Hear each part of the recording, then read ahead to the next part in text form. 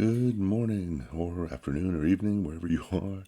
This is Dr. Gene Mesco, a fellow mostly hairless ape, talking to you from the Church of Science. I'm talking on the morning of February 15th, day after Valentine's Day. A silly, kind of corny holiday that tells everybody we're supposed to, take special notice of the ones you really especially care about. And in Kansas City, they were having a parade for their Super Bowl winning football team, American football team. And they won. And if you watch the game on Sunday, it was an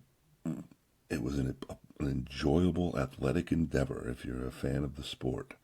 And Kansas City showed itself to be the better team. I don't think the fix was in. I don't think it mattered of who was dating who. I'm not even going to name names.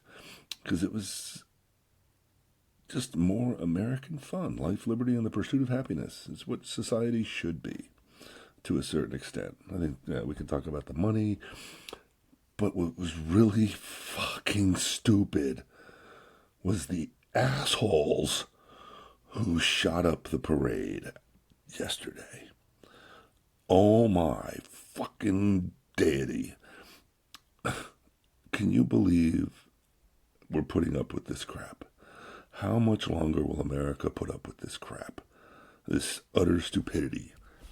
And I'm not even, I'll go down the road a little bit of talking about orange and red-hatted parasites that live in this country that think they're owed something and they think they have the right to take other people's lives. Because I'm going to bet that when you track down these yahoos, they were influenced by the orange parasite that infects some Americans, that infects them with an idea. Because that's what I've been talking about on this show, on this podcast. I've been talking about artificial selection, evolution. But it's the evolution of ideas and how important ideas are relative to having a functional civilization. I think we call ourselves social organisms. We could talk about humans being social animals and other social animals. But I think to elevate it to the level of a civilization, we've got to share some ideas. That's artificial selection at its best. It's humans acting to change the world.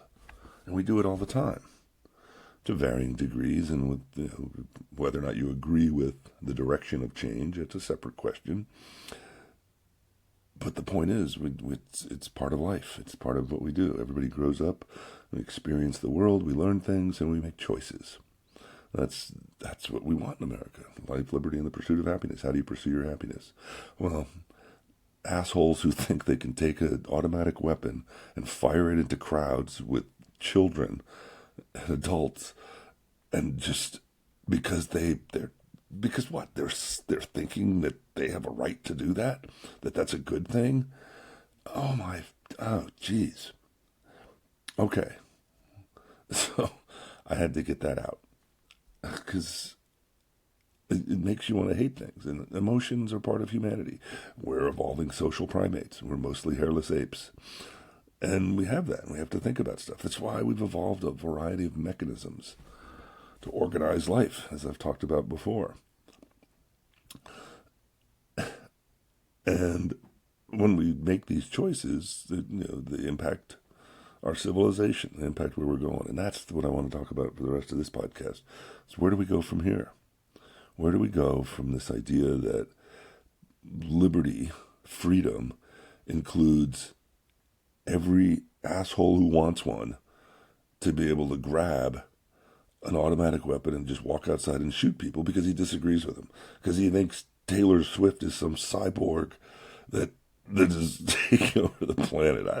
I don't know what they think. I can't imagine what they think. I can't imagine what mental process you have to go through to walk into a parade or a school or anywhere else and shoot up a bunch of innocent people. And until we figure out how to stop that, I don't think we can really call ourselves much of a civilization. Because if we look at life through the lens of evolution and we appreciate that things change, and they change a lot based on how much humans think about things. how much we make plans for things. We set up rules. We have governments, and governments is a broad term. Every social group we're in has rules. Your family had rules. Churches have rules. Bowling leagues have rules. Obviously, governments have rules. And we've been doing this for millennia, for thousands of years. Humans have been building civilizations. And they rise and they fall. And I'm an American, so I'm curious. Where's America going?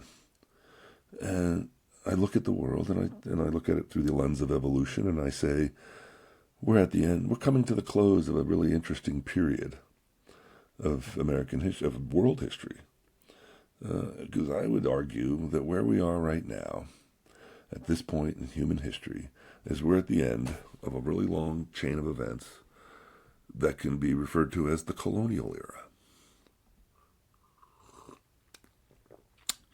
The Colonial Era grew out of Western Europe with all of the monarchs that evolved there, and with that of feudalism. I mean, feudalism grew to this point with empire, and what overlapped were a variety of cultural events that we could talk about in detail. We could talk about the Renaissance and the Protestant Reformation and the Scientific Revolution and the Industrial Revolution, and a bunch of those transitions were anchored in Western Europe, and combining them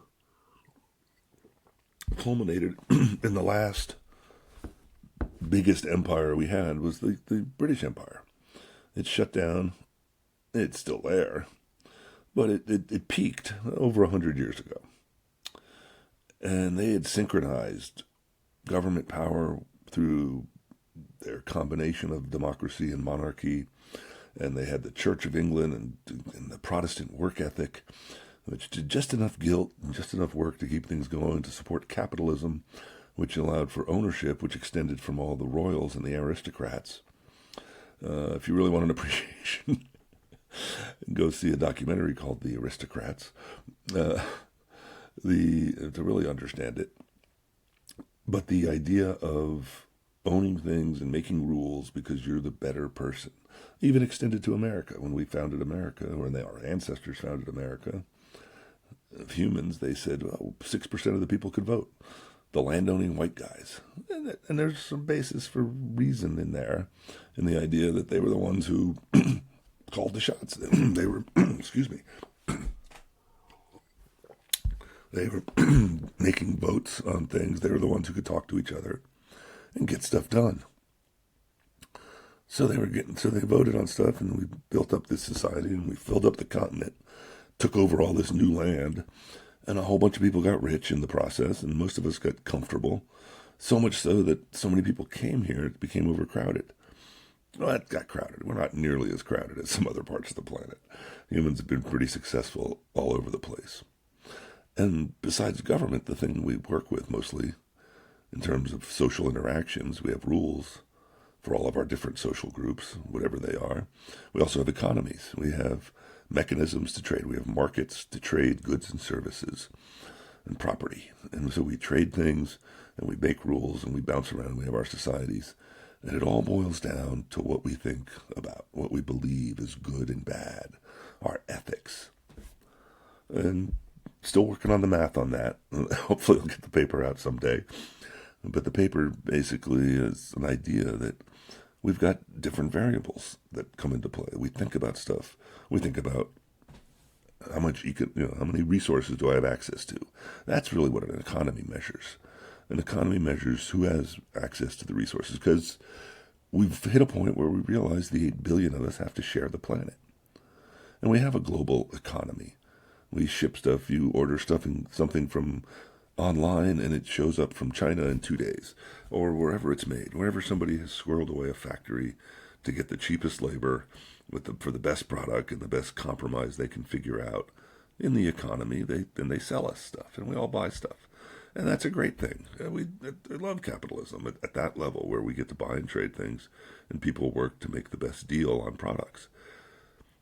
But if capitalism gets excessive, and the money overrules the rules, if everything has a price, and we've all heard that in various forms. That, oh, what's that going to cost?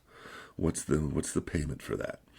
And if it's people, then we buy and sell people, and we do that. We've done it for years. We did it for thousands of years with slavery. It's still going on in corners of the world.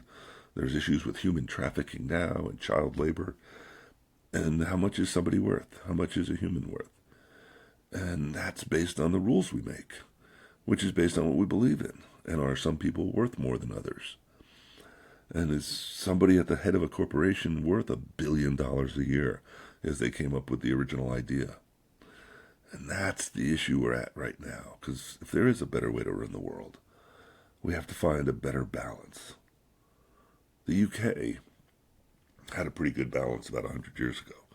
Not for any ethical reason other than that it worked. Because that's really what evolution measures. Evolution measures efficiency. It measures how good do you do a task relative to a selective pressure.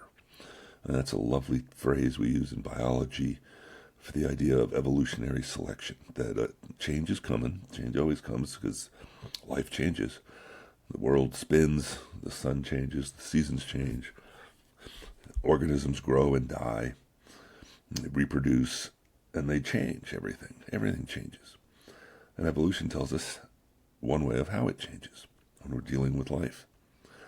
And why does it change? Because there's pressure, there's movement of a group of organisms, of entities, of material, and somebody pushes it in one direction or another, or pushes against it. That's the essence of selective pressure. Basic decisions in life usually involve either cooperating or competing. You can get out of the way, you can go hide, but then you drop out of that group and you don't become part of that equation. If you're talking about social interactions, it's cooperation or competition. Those are the choices we have. And we'd been doing that for years. The Colonial Era peaked back with the British Empire, and there were less than 50 countries on the planet over 100 years ago, back around 1900. Because all these big empires basically just had a bunch of colonies, mostly anchored in Europe. And you could follow around in Asia and find other ones too. And it was really convenient up and through the 1800s to grab people who were darker skinned and say, oh, they're inferior, and we're going to make them work for us for nothing. And people finally realized that we're all human and that we shouldn't have those kind of rules. So we got rid of slavery. But then we had cheap wages, and we had unions, and we had people come up with jobs, and we said, well, wait a minute, maybe I should get a fair wage. And in America, we wanted to make America great because we got handed the baton of colonialism by default. That's America's legacy right now. We grew up and we got away from the empires. We left the empires and we came over here. We had this great big landmass that we could exploit, and we took what we wanted from the folks who were here. Luckily, they dropped off in population. If you really want to appreciate the big assist we had from microbes, look at the history of infectious disease in America, and you'll see that the native populations took a huge hit, more so than from guns and bullets and swords. They took it from microbes and infections and diseases that killed off a huge number of Americans. And then the Europeans came in and we took over. And I'm personally a second-generation American. I got here late to the game. But I grew up in America. I've been here for over 60 years. And I've had some really great opportunities. And I've learned how to be a biologist. And I've been teaching people. And I look at the world through this lens of evolution, through this tool that science came up with, this mechanism of selection, and try to understand it. And what's really great about science is that if you've got a good idea, if you've got a good theory of something, it can predict how things are going to change. And I've been working on this idea about artificial selection, and I want to go through the process of trying to project out where are we going. Well, if we use this idea of what are the major social adaptations that we use for artificial selection, I think they're basically, one, the economy. The economy is how we trade things. We've hit a point where we have to share resources. And that's actually an okay thing because it allows us to specialize. I don't have to grow my own farm. I don't have to go out and milk the cow every morning. That's really great. I just get to go to the market and buy food. Now I pay a bank for loaning me money so I can live in my house and pay my mortgage. And I pay the oil company some for my car so I can get to work and go to the store. And everything else. We've got markets for everything, because capitalism is our primary economic system at the high level. Within a family or a smaller group, you might have an emotional market where one person is the breadwinner. Mom brings home a great paycheck, or dad brings home a great paycheck, and everybody else works around that. And they support other people. But then we have rules to support it. You might have rules in the family made by whoever makes the money, the adults, hopefully. And then we have these legal rules that extend into formal government. But we have rules for every group. And it's all based on what we believe, what we think is important. And because we never have complete information, we never have complete knowledge of the situation. We can generate knowledge for markets and for governments. We can say, what are the rules? What are the actual written down rules? That's what lawyers argue about. What does it actually say? What does that word mean? And that's what lawyers and judges do for us. They parse those words. And the economy parses our dollars, parses our resources. It says who gets allocations to which resources. But it all comes back to what we believe is important. And that's why I've been advocating the Church of Science. The Church of Science says science is what we should believe in. We should believe in what we can observe, what we can measure, and what explanations make sense, because that's what a scientific theory is. It's an explanation that makes sense relevant to all the available information. And that's how we get evolution. We get evolution that says, hey, things change because of selective pressure. And how do human societies change? How do they evolve? Well, they depend on what we think. And what we think is partly what we know about. We have knowledge. We know what the current rules are. We know what the current market prices are. But the big problem with thinking is we don't have complete knowledge. We don't have full knowledge of every situation. So we fill in the gaps. That's how religions evolved. Religions evolved thousands of years ago because people needed to fill in the gaps. They needed to fill in the information. But then we fought about religions because we got to the point where people argued about religion, and we had the Crusades and the Holocaust and all these things. And right now we need to move past religion. Religion is passé, is how I'm going to put it, in the sense that it's become a net negative on society. People think they can stop thinking. That's the problem with religion. Religion said God has the answers. Just pray to God and send me a check along the way. That's how most religions survive. Pay us some money and I will preach to you and tell you that this is the way we should do things. And because this is the way we should do things, whoever's in charge of the church gets to make the rules. Whoever's in charge of the belief system. And that's the broader evolutionary adaptation that I want to talk about. The belief system is really what drives most of our behavior, because we all believe different things. And that's where America fucked up. That's where America blew it. America said, years ago, the founders said, we have freedom of belief. You can believe whatever you want. And we've tried to come back and adjust that. We made hate laws against hate speech. You can't control somebody's emotions. If somebody hates somebody, they hate them. All we can control is the behavior. And lawyers argue about that kind of law because it's kind of silly. It's like the war on terror we had for years. You can't fight emotion. Terror is an emotion. What we can fight is irrational behavior. And irrational behavior is when we react to our emotions. And if you react to your emotions and what you feel or what you think is true that's not true, then you're being irrational and you're not doing a great job to make a civilization work. Because civilizations work when they make sense. Civilization is all about thinking. And I want to move beyond being just a social primate, an evolving social primate. I want to be an evolving civilized primate. I want to be somebody who lives in a society where we think about what are the best ways to organize the society. What are the best way to make rules? What are the best way to organize markets and distribute resources?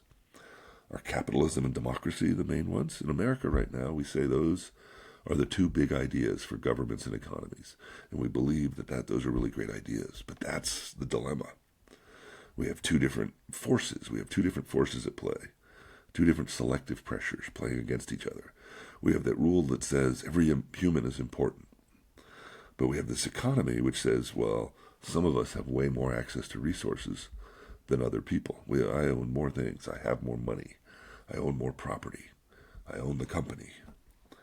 And we argue, if you track down most arguments today, they're at the boundaries between economies and markets and belief systems. And so what if we could all get to the same belief system?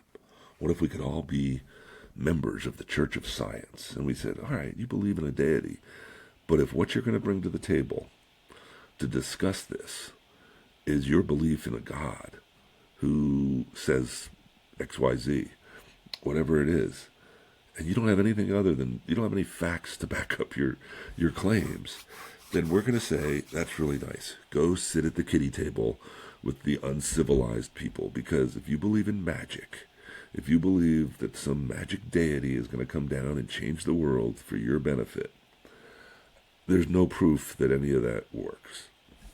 All right? It's over. It's bullshit. Just get over it. You need to face up to the fact that nobody can prove that any gods exist. Maybe there are forces out there. Maybe there are forces. I'm sure there are forces out there that we don't understand. But if any church had it right, if any religion had it right, they would be able to prove to us that, hey, this is how it works. This is the real one true God. And nobody's been able to do that. All we've been able to do for a long time is kill each other because we disagree about which God is real, which one is in charge.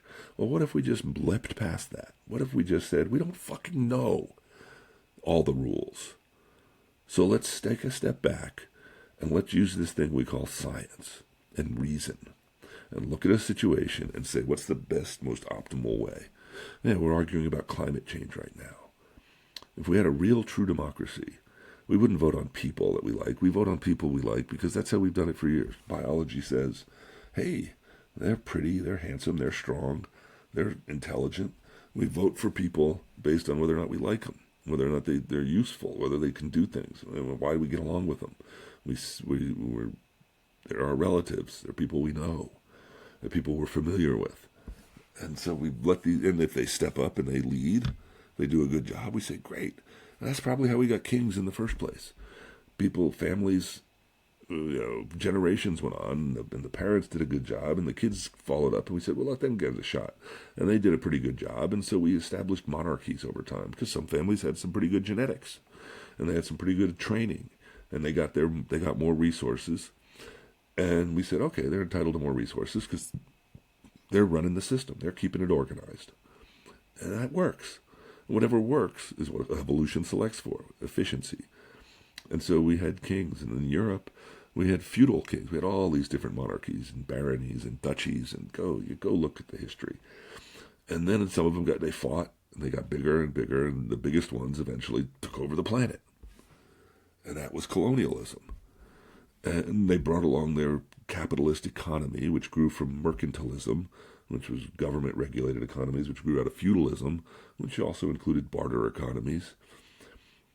And the economy evolved because people owned stuff. And we said that works. And that's where we are right now, this democratic system that says certain people can own things. And we've tried to make rules about it. But what's happened is because we don't have a unified government, we have almost 200 different countries on the planet. Some countries have decided to say, hey, we're a tiny little country. We don't have a lot of power. But what we can do is hide your money. We can say legally, you can put your money here and we don't have to tell anybody about it. So there's all these tax shelters and tax havens, Panama and the Seychelles and the Caymans and Switzerland. All these countries made a decision under the given rules at the time that they could get wealthy by hiding a bunch of the money. But what if we really want to change the world? We have to change the rules. We have to decide that as one people, as one planet, we like capitalism, but you know what? You don't get to cheat anymore. You know what? You have to pay your fair share. And anybody who's making more than $10 million a year, maybe, let's just throw out a number. I think 10 million is a pretty good number. We could argue about it. But let's assume we did this as a rule.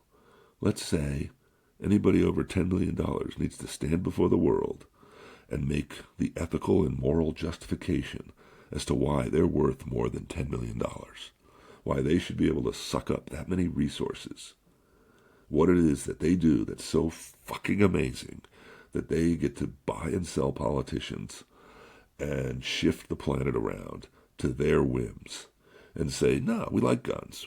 We let the people do this because they create chaos, and then you guys are scared and I can step in. Because that's really what they're doing right now on one side of the government in America. By having enough guns and having enough crazy people, they're building a Schutzstaffel again. If you don't know what the SS is, you need to go look that up. There was. By having a bunch of yahoos with guns running around who are on your side, you can say, yeah, take out those people. And then they run society, because ultimately governments use force.